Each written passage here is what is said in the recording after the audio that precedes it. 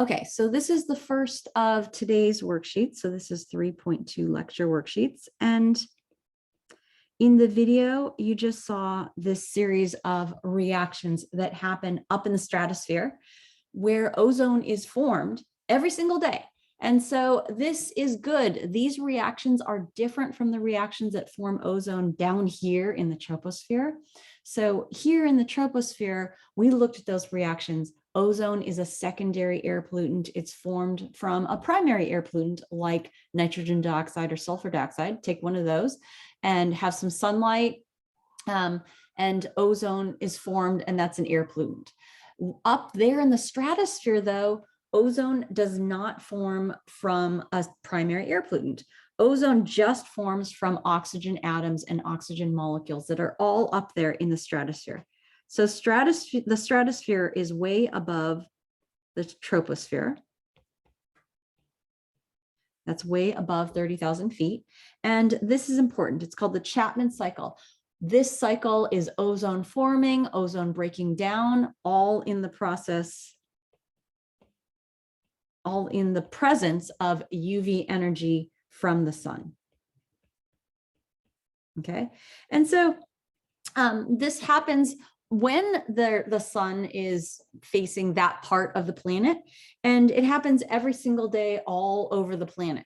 And so this UV energy is absorbed in these reactions. And in the process of these reactions, the UV that's used is absorbed in ozone and oxygen, and then that UV doesn't reach Earth. So that's great. So it's UVC. That's the highest energy, and UVB are needed for these reactions. And it's not just that they're needed, but they are absorbed. And these are the higher energy UV portions. You have UVA, which is the lowest energy, and UVC, which is the highest energy. UVC is completely absorbed in these reactions, and most UVB is absorbed in these reactions. And that's all good, because then it does not reach Earth. So there's zero UVC that reaches Earth, and there's some UVB that reaches Earth. And it's because of these reactions in the Chapman cycle that UVB and UVC, the higher energy UV, is absorbed. So that's how that ozone protects Earth from these reactions that require UV. So ozone is formed and ozone is broken down every day. 3 times 10 to the 8th tons of ozone is formed, and every day that equal mass is destroyed. Just like ozone is formed and destroyed down here in the troposphere, it goes away every night. Remember, I had mentioned if you're concerned about ozone exposure, then just exercise or go outside, do your exercise, do your outdoors activities early or later after the sun. And so this happens also way up there in the stratosphere, that all this ozone is formed up there and all of it goes away, and it happens again the next day. It happens all over the planet every single day when the sun is facing that part of the planet. So this is a series of reactions that we're going to write as, these are word equations. And we're going to write these as balanced chemical equations. Okay, so taking the words and turning them into chemical formulas and then balancing them using coefficients. So this first one, when an oxygen molecule, which is O2, so remember, oxygen is not just written O, but it's always written O2. Okay, unless it actually says oxygen atom, then it's not a molecule anymore. Okay, so when the oxygen molecule O2 in the stratosphere absorbs UV energy. So this absorbing UV energy means that you have an arrow, and over that arrow you can write UV energy. UV energy is not a reactant. It is not a product. It is not any atoms. It is not matter. Remember, energy is one of the very few things in the universe that is not matter. So matter is everything around you that you can see and not see, but energy is outside of that. So the bonds are broken and 2 oxygen atoms are produced. So you have one O and then you have another O. Okay, basically they're split apart. Is this balanced? Yes, this is balanced. You have 2 oxygen atoms on both sides. Okay, second word equation, and this is the second step in the Chapman cycle process, is that one of these oxygen molecules, another oxygen molecule, a new oxygen molecule. So a new oxygen molecule, I'm actually going to use a different color. I'm going to use purple. So a new oxygen molecule, O2. This combines with an oxygen atom. So I'm going to take this original oxygen atom here and bring it down. Okay, so that oxygen atom that was generated in the first step. And what happens is this creates the bond, and you have 3 oxygens, and this is now ozone. When you have 3 oxygens bonded together, this reaction is spontaneous and it results in formation of ozone.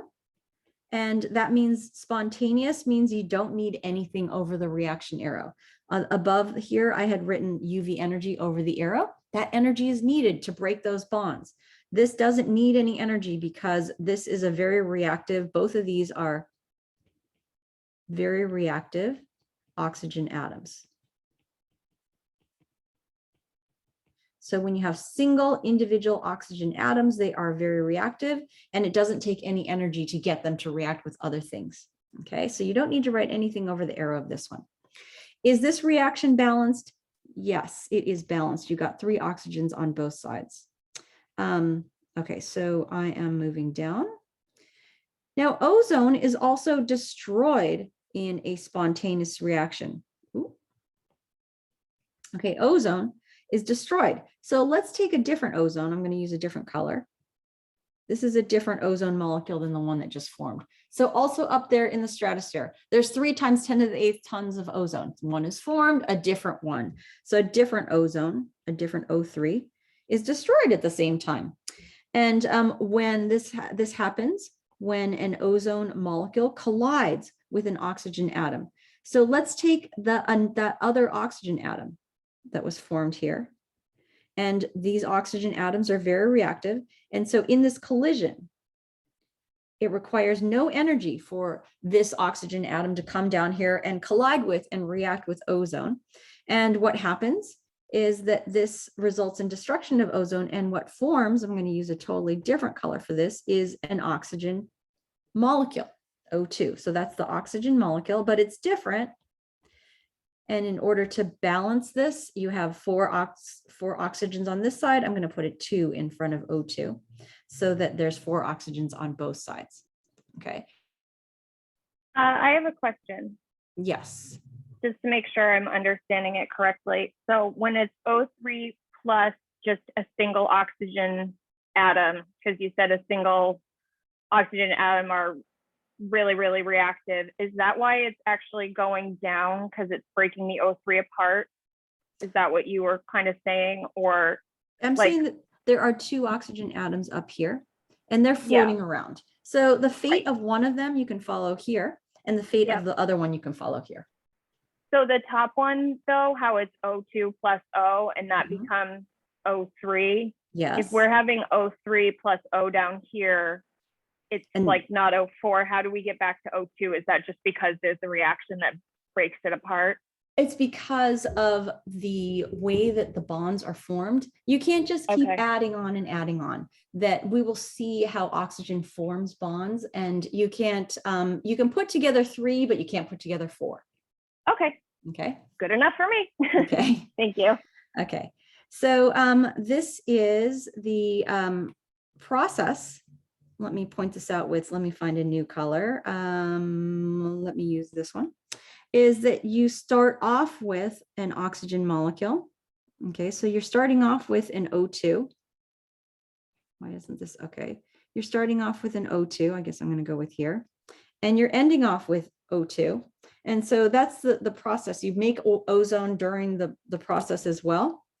But overall, let's see, I have an overall process in the next worksheet. Overall, it's just reactions that are oxygen, oxygen atoms, ozone. So oxygen molecules, oxygen atoms, ozone. This is all happening up there in the stratosphere, and it's a steady state.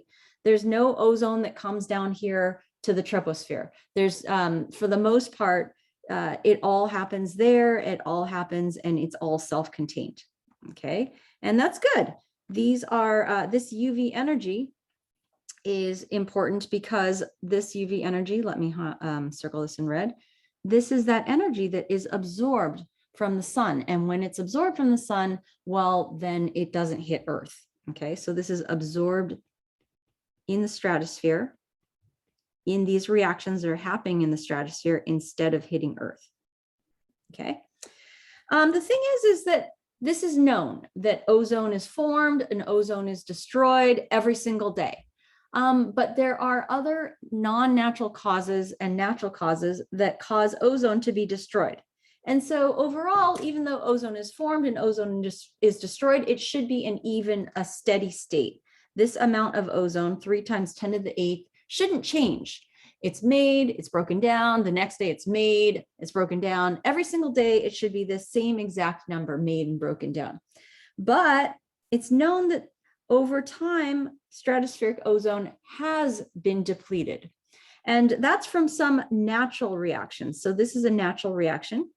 Water molecules that come from Earth. So they start down here in the troposphere and they make their way up as water vapor.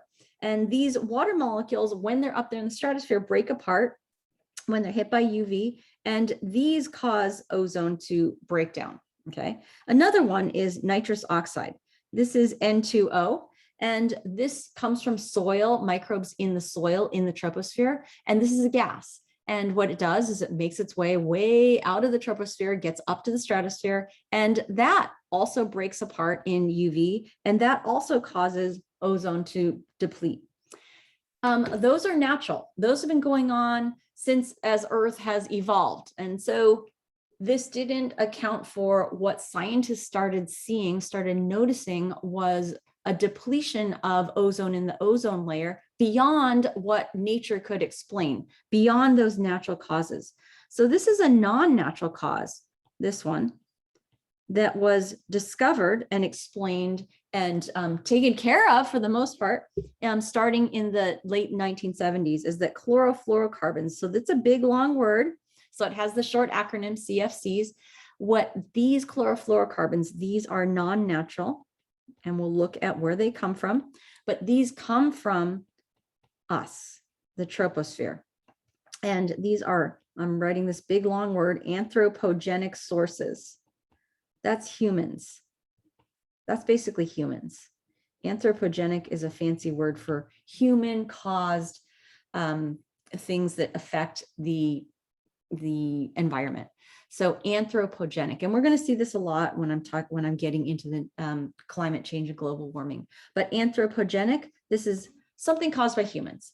So humans created this compound, these compounds called chlorofluorocarbons that are used down here in the troposphere. They're used on Earth, but they are gases that make their way up to the stratosphere. And when they get to the stratosphere, just like the water, just like the nitrous oxide, they're hit with UV, they break apart, and then they cause ozone to break down.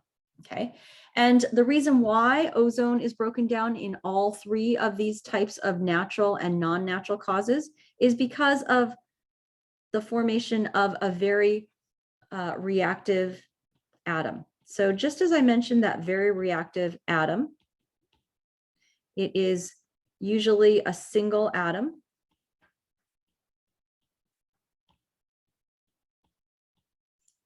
And it's usually created after some bonds are broken by UV energy.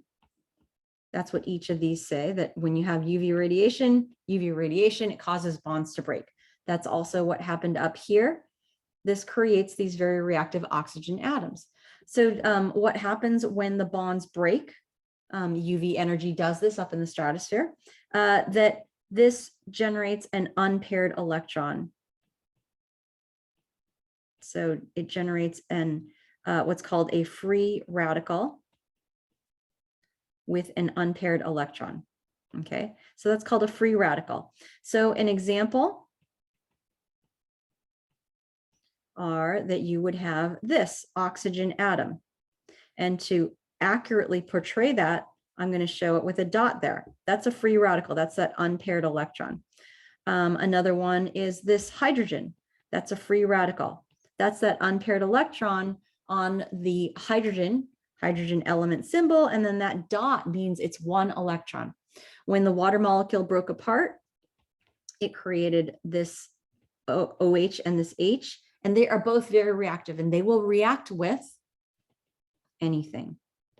And when this is happening up in the stratosphere, what they're reacting with is ozone, because that's what's in the stratosphere. Okay. And so the other is this chlorine. This chlorine free radical from chlorofluorocarbons, or CFCs. And all of these are very reactive, and all of these will react with and destroy or break down ozone. And that's O3 up there in the stratosphere. So that all happens up there in the stratosphere. And that's beyond the natural decomposition reaction of ozone that we looked at. These are bonus. Okay, so these are ozone destruction that is natural, but it's the non-natural, the red, that scientists started asking, well, we caused this, how can we stop this? Because we need that ozone in the stratosphere. It protects us from UV energy. And without that ozone protecting us from UV energy, we would all be hit with high UV energy, that UVC and the UVB, and we would all be at danger and at risk of sunburn and skin cancer and the high energy UV effects dependent on your skin type, but really would affect all of us. Okay, so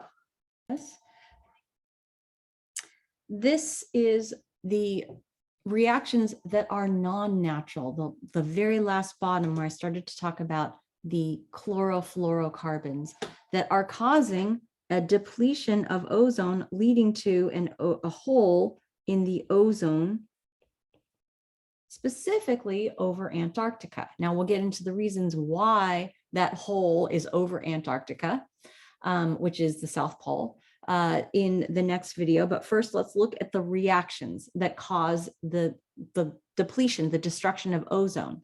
So we know that there's ozone in this layer, and this is the lower half of the stratosphere. And the stratosphere is above the troposphere, okay? So that's way above where we are on Earth. But because it's up there, this is helping us, it's protecting Earth from that UV radiation. So all UVC and most UVB is absorbed in that ozone layer. And it's not absorbed like a sponge. It's absorbed because these reactions require UV energy. And so they're, the energy that is represented for this ozone in the stratosphere, this is a summary of all the reactions in the previous worksheet, is that oxygen molecules form ozone. And then you have it also in the reverse. The ozone breaks apart and you get oxygen overnight. The next day, oxygen, when you have the sun come out and you have UV, oxygen forms ozone. So that's good. That's protecting us when the sun is out, protecting everyone on Earth when the sun is out. The UVC and UVB are absorbed. Okay. We need that ozone up there in the stratosphere. This is the summary: good up high, but bad nearby, because ozone on the ground, ozone in the troposphere, is an air pollutant. Okay. And so these reactions that are non-natural due to chlorofluorocarbons. This is when you have a chlorofluorocarbon from the troposphere down here on Earth, and they're coming from coolants, your refrigerator, from your air conditioner, from the air conditioner in the house, from the air conditioner in the car. Chlorofluorocarbons were invented by humans, and they are great. They certainly allowed for people to survive in hot weather places because of air conditioning. But they, like everything, there's a downside, and it wasn't discovered for decades because who would have known that this was going on, that these chlorofluorocarbons, that the CFCs were leaving the surface and then making their way up to the stratosphere and then having an effect on the ozone up there. So these are the reactions that we're going to write as from word equations into balanced chemical equations. So we have that chlorofluorocarbons that end up in the stratosphere. They decompose in the presence of UV and they release free radical chlorine atoms. So first writing the reaction that releases the chlorine atoms from this big long name, dichloro-difluoromethane. So I'm actually going to blow this up a little bit so you can see that writing this out is not that frightening. So you have a carbon in the middle, and then there are 4 bonds, 1, 2, 3, 4. On the carbon, there are 2 chlorines and there are 2 fluorines. That's the chemical formula. So you can put those 2 chlorines anywhere. They can be right and up, or they can be up and down. They can be both on the left side. It doesn't matter as long as you only have 2 of them. And you also have 2 fluorines. So 2 chlorines and 2 fluorines, and that's going to be the structure there. Then what happens is that in the presence of UV radiation, so just like the first step in the natural reactions, you have UV energy. So UV radiation or UV energy initiates this process. And UV energy is high enough energy to break bonds. And what it does is it breaks the bond in this molecule. And what this does is it frees up 1 chlorine atom, and it's that free radical with a dot, okay? So it frees up 1 chlorine, and then you have the rest of it. The rest of it being the carbon with everything else still stuck to it, the chlorine, and then the 2 fluorines, okay? So this, though, this chlorine is your free radical chlorine, this guy. Okay, so this is a free radical, and it is a single atom, and it is very reactive because it has that lone pair electron that I just highlighted in red, the lone pair electron, the 1 electron. So having that lone pair electron, it is unpaired. That's a free radical. And they're very reactive with anything. They'll react with anything. Free radical chlorine up there in the stratosphere reacts with ozone because that's what's up there in the stratosphere. And this is what initiates the decomposition of, or the destruction of ozone. So you have this chlorine. Okay, so same one, let's take it, bring it down here. It pulls an oxygen away from ozone. So you have ozone up there in the stratosphere, naturally just hanging out, doing its thing, but it will react with. So this chlorine, very reactive, doesn't require any energy. And what happens is it causes this ozone to break apart. One of the oxygens from the ozone bonds to that chlorine, and you have this new free radical. This is a new free radical. It's the chlorine that has 1 oxygen stuck to it. So it's a new free radical molecule though. And then you have the rest of ozone, which is just the other 2 oxygens. And that's just an oxygen molecule, O2. Okay. Now this new free radical molecule, the ClO, the ClO has a dot there. Anything with a free dot with that unpaired electron is very reactive, and it'll just go on to the next reaction, ClO. And what this does is it reacts with another ClO. So let's get a different color from another process, another process, because there's 3 times 10 to the 8th million, 3 times 10 to the 8 tons of ozone up there. So this is happening not just to 1, but to millions. And this is a different one. And what happens is these end up bonding together. And it doesn't take any energy to bond these together. So you have ClO, and now it's bonded to the other, which I'm going to write as OCl. I flipped that around in the mirror image. But forming that bond required both of those free radicals, both of those free electrons. Okay, so 1 electron from each into that bond that is now both blue and red. But now it's a covalent bond that's formed, okay? Now this molecule is still up there in the stratosphere. So this ClO, OCl is still up there. And when it is exposed to UV radiation, so UV energy, so carry this down, it will also break apart. So it breaks apart into not the 2 halves. This time it breaks apart into Cl with 2 oxygens, and that's a new free radical. And the other is the remaining chlorine, And the both of those are free radicals. They both have that unpaired electron, that dot, and they're both very reactive. So this ClOO, it can continue to the next, and in this next step, it naturally, without any help, breaks apart into a new chlorine and O2. Okay, so this is a new chlorine. And you have this chlorine that's different from this chlorine. Okay, so you had this chlorine, this Cl minus free radical that started off this series of reactions, also ends this series of reactions. So what that means is that that chlorine free radical, that Cl minus, or that Cl dot, is both used, because it's used in this first part to initiate all this, it's consumed, but then it's also regenerated. So when you have an atom that is used, it is a reactant, and then it becomes part of the products. But when you have an atom like this one that is used and then regenerated and kicked out, it's actually not used. It's regenerated, and there's no net change in that atom's concentration. Now, this is the definition of what's called a catalyst. So Cl free radical is a catalyst. It's called a catalyst in this ozone decomposition. Okay, so it's not used at all. It's overall depleted, and it is not shown in this overall reaction.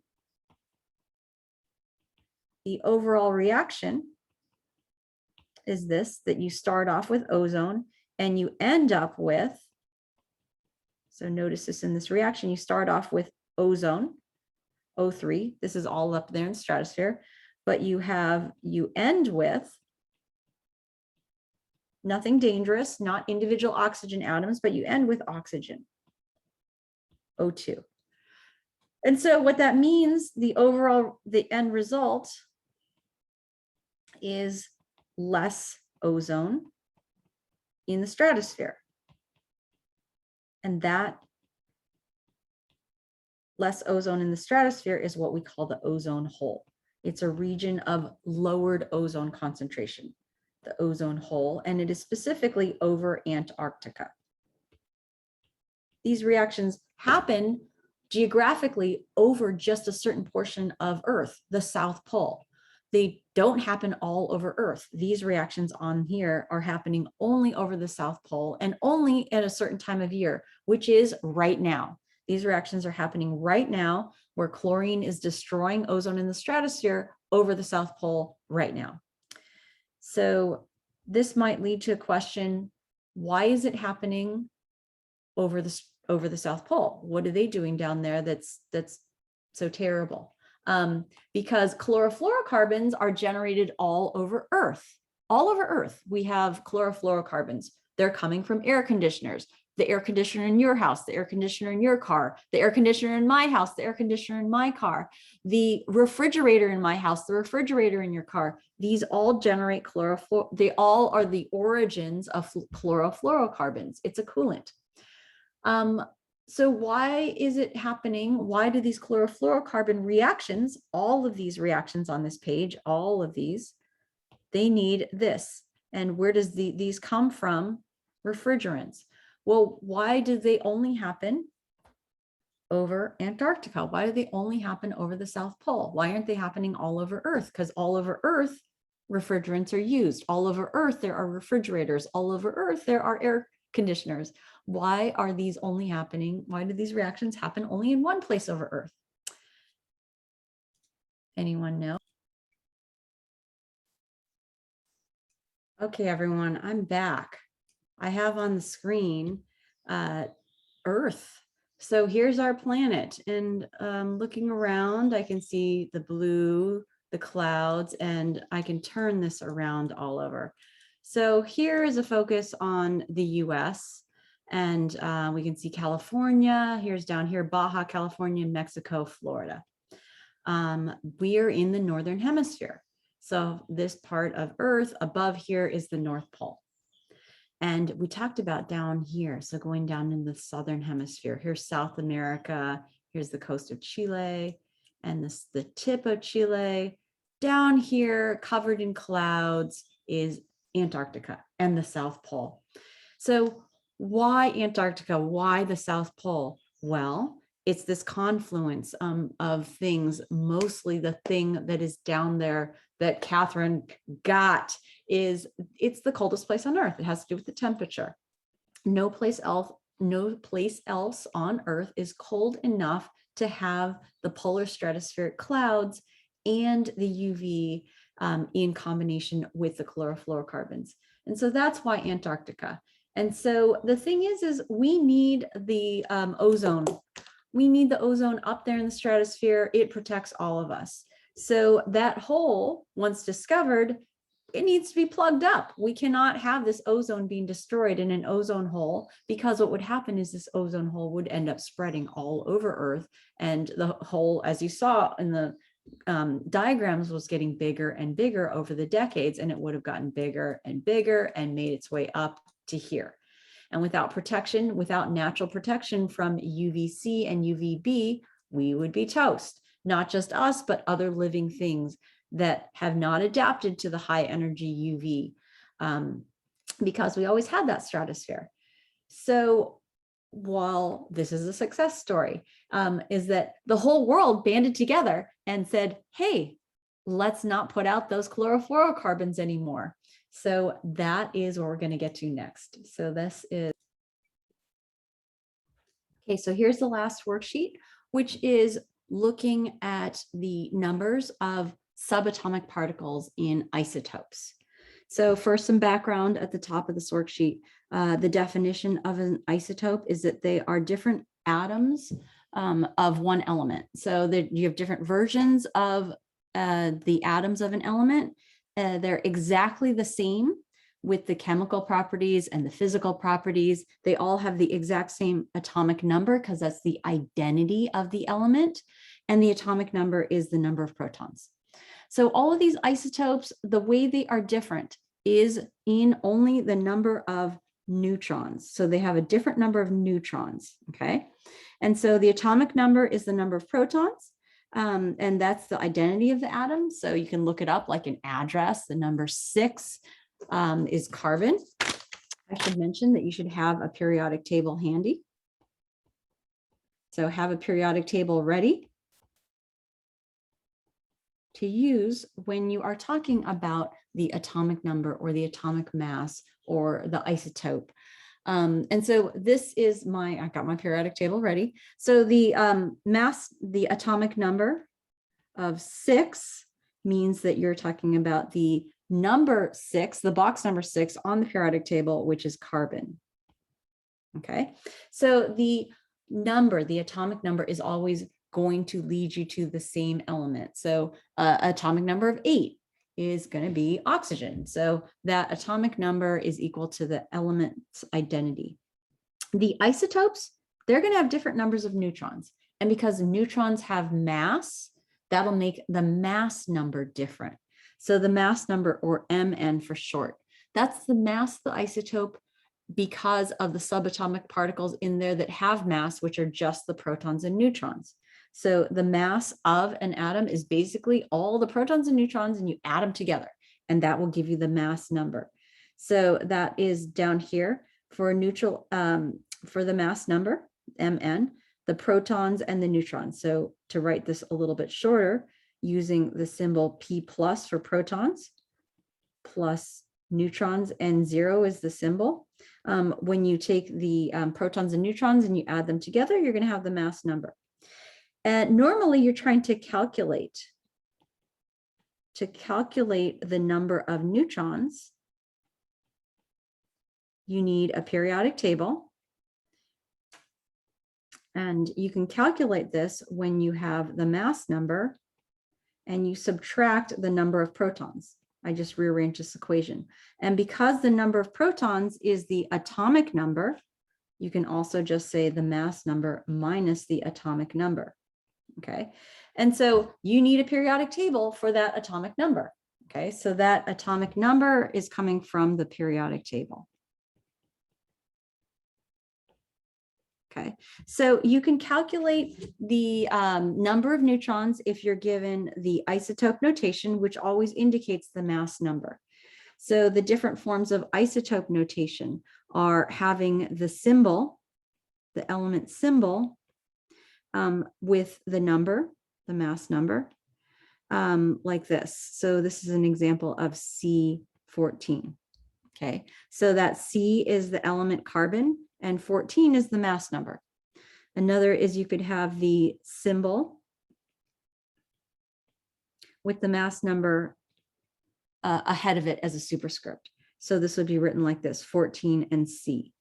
So the mass number 14 can be listed as a superscript before the symbol. So not as a superscript after, because then you're getting into the territory that is the charge value. When you write the superscript before, that's the mass number. And then the other option is to have the element name and then the mass number. An example here is the name carbon and -14. Okay, but all of those you are given in isotope notation that will give you the mass number, the Mn. So this is that 14 here, here, or here. And that mass number is important because it'll help you calculate the number of neutrons. Okay, so this mass number, when it's given, you can look up the atomic number on the periodic table and you can solve for that number of neutrons. So the atomic number is the number of protons. It's the address. It's those whole number values on the periodic table. Okay, and so you might sometimes need to use you can use the mass, atomic mass, and round it to the closest whole number for an mass number if you're not given the mass number. Okay, so for these examples, though, you are given the mass number in all of these examples. So you just have to understand what you're given and use a periodic table to figure all the rest. So remember the protons, this is P plus is the symbol. Electrons is E minus is the symbol, and neutrons is N0. Okay, and for the protons are the atomic number on the periodic table. And for a neutral atom, the number of protons is equal to the number of electrons. So that's because the protons have positive charge, electrons have negative charge. In order to have no charge overall, you have to have equal numbers of positive and negative. So the number of protons has to be equal to the number of electrons. So if the protons is the atomic number, the electrons are also going to be the atomic number. And the neutrons, remember, you can calculate. This is going to be the mass number minus the atomic number. Okay, so here's how we have this. You need a periodic table. You find carbon, and carbon is the atomic number of 6. We already used that. So that means this is the mass, the atomic number 6 goes for how many protons there are. It's also going to be how many electrons there are, 6 protons and 6 electrons. And then using the mass number. So the mass number is 14.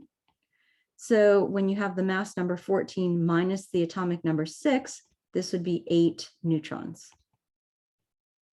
Okay. The next one is Al27.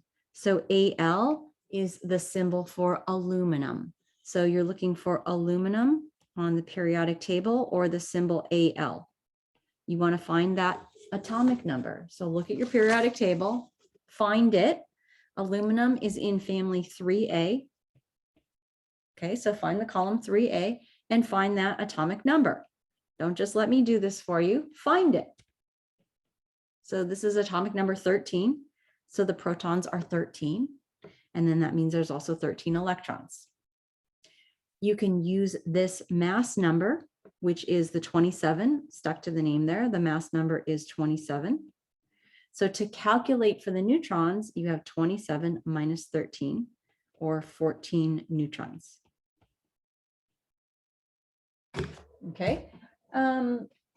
This next one, I'm getting my calculator ready because I see a bigger number on the horizon. The next one is CS.